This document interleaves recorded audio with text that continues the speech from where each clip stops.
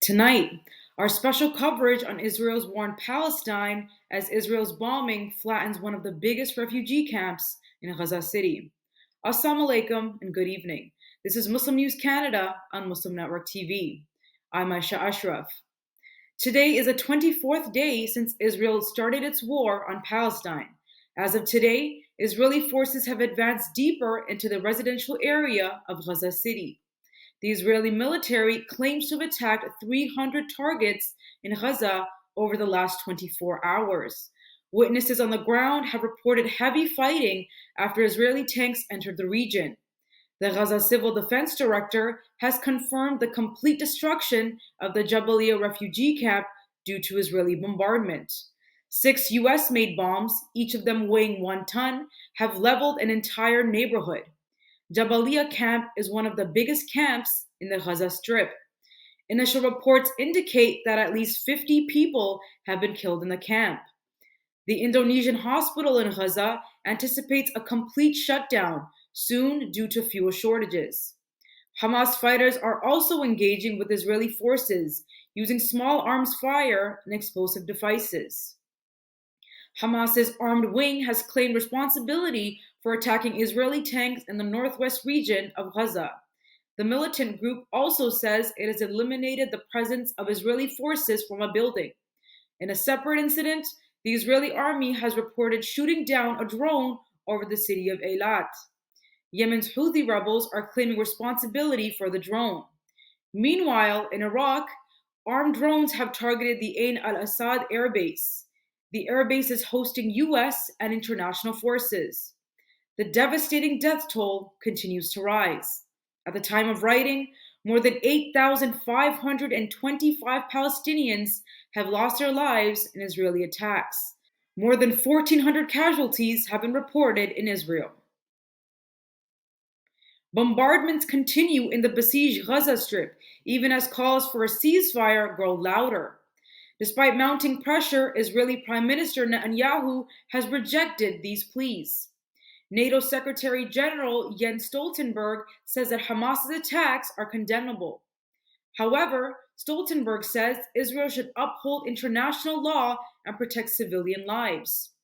Norwegian Foreign Minister Espen Barth Eide has raised concerns about Israel's lack of compliance with international law. Iranian officials are strongly opposing the Israeli offensive, raising fears of wider conflict. Urgent appeals for a humanitarian ceasefire have been voiced by the United Nations Human Rights Office.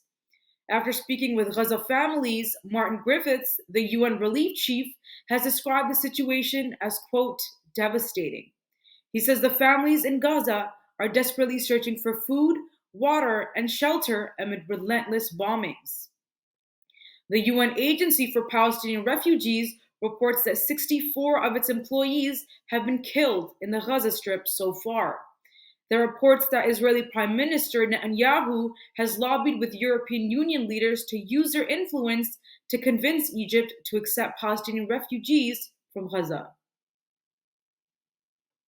In a developing story, the director of the United Nations Office for the High Commissioner for Human Rights has resigned from his position. In his resignation, Craig Mokiber has cited the UN's failure to prevent what he has termed as a genocide of Palestinian civilians in Gaza. He labels it as, quote, a textbook case of genocide. Mokiber sent his resignation letter to the UN High Commissioner in Geneva on October 28th. In the letter, Mokiber condemns global powers, including the US, the UK, and several European nations. It calls out these countries for their complicity in what he describes as a horrific assault. He says these countries are enabling genocide by supplying arms and extending diplomatic cover for Israel's assaults. He says the UN appears powerless to stop it. Mokiber's letter has quickly gained traction on social media. Canadian Special Forces are currently on the ground in Israel, actively aiding Canada's embassy with contingency planning. A statement from the Department of National Defense says the move is in response to the unpredictable conditions in the Middle East and at the Israel-Lebanon border. The news comes after Global Affairs Canada has sought the help of Canadian Armed Forces in the evacuation of Canadians if the security situation in the region deteriorates. Earlier this week, Defense Minister Bill Blair confirmed that 300 Canadian Armed Forces members are stationed in the region. The details of the force's activities in the area have not been disclosed. Canadian military planes have conducted multiple evacuation flights from Israel to Greece since the onset of war. So far, Canada has successfully assisted approximately 1,600 citizens, permanent residents, and their families in leaving Israel. Canada has also issued a warning to its citizens in Lebanon, urging them to evacuate the country. Government data shows that there are anywhere between 40,000 to 75,000 Canadians residing in Lebanon. Canadian human rights organizations and Muslim advocacy groups are calling for a ceasefire in Gaza. The news comes after several human rights groups arranged a press conference yesterday at Parliament Hill. The organizers include Justice for All Canada, Association of Palestinian Arab Canadians, a Palestinian activist, and a religious and community leader. During the press conference, the organizers urged the Canadian government to call for a ceasefire to prevent further loss of civilian life in Gaza, the occupied West Bank, and Israel. And in related news, thousands of people marched through the streets of downtown Toronto Saturday, expressing solidarity with Palestinians. Organized by a group known as Toronto for Palestine, the march commenced at Nathan Phillips Square. A vehicle rally departing from Scarborough also formed part of the event. Later in the day, the crowd moved out of Nathan Phillips Square to the streets. While Toronto police has refrained from providing an exact attendance count, they have confirmed that the number of participants numbered in thousands. In another similar event, a pro-Palestinian rally took place in downtown Ottawa on Sunday. The rally began on Parliament Hill, where organizers urged the Canadian government to take more action. The protesters demanded an immediate ceasefire in the Gaza region. They also demanded humanitarian assistance to residents of Gaza, including accessibility to food, water, fuel, and internet. The debate on Israel's war on Palestine is causing tension in Canadian universities. The universities are grappling with finding a balance between freedom of expression and maintaining a safe environment for all members of their communities. There are heated discussions and demonstrations on Israel's ongoing war on Palestine that sometimes get out of hand. A student at York University in Toronto has been organizing rallies to raise awareness about the plight of Palestinians in Gaza.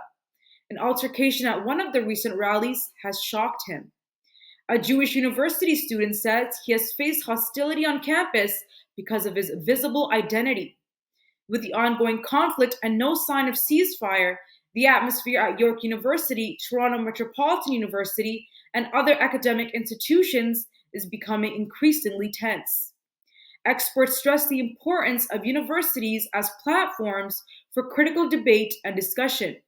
They stress the need for university leaders to carefully manage dissent in the Middle East conflict. Adam Mueller, director of the Peace and Conflict Studies program at the University of Manitoba, says that discussions about the Israel-Hamas conflict are challenging even in an academic setting. He says there is a need for structured debates on the campuses. Palestinian journalist Zara Al-Akhras says her advocacy for a Palestinian cause has led to her termination from Global News Network. Akhras had been working for the channel since 2020. Akhras says she was informed of her dismissal on October 17th, the day Palestinians mourned the massacre at Baptist Hospital in Gaza. Global News has cited her post on social media as a reason for her dismissal. She claims that her commentary on the crisis was considered unbalanced. Akhras says no one at the network showed understanding of the situation. In response, the network says it is committed to preventing violence and discrimination. The network says its employees are expected to adhere to ethical codes, including the responsible sharing of personal opinions in public. Akhras argues that it is unethical to remain silent in the face of genocide. She says she will continue to speak against the suffering of her people. U.S. Vice President Kamala Harris has confirmed that there will be no U.S. soldiers on ground either in Israel or Gaza. She says the US is exclusively offering guidance, equipment, and diplomatic backing to Israel. Harris is calling Hamas unequivocally a terrorist organization. She condemns Hamas for allegedly causing the deaths of hundreds of people at a concert. Harris says Israel has an unquestionable right to defend itself.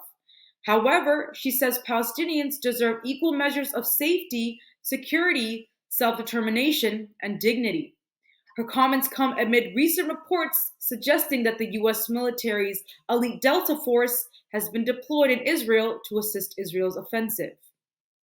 Thank you for watching.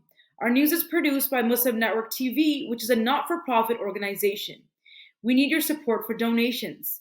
Please scan the QR code on our broadcast or visit muslimnetwork.tv to donate now, so we can continue to amplify the voices of Muslims in Canada and abroad.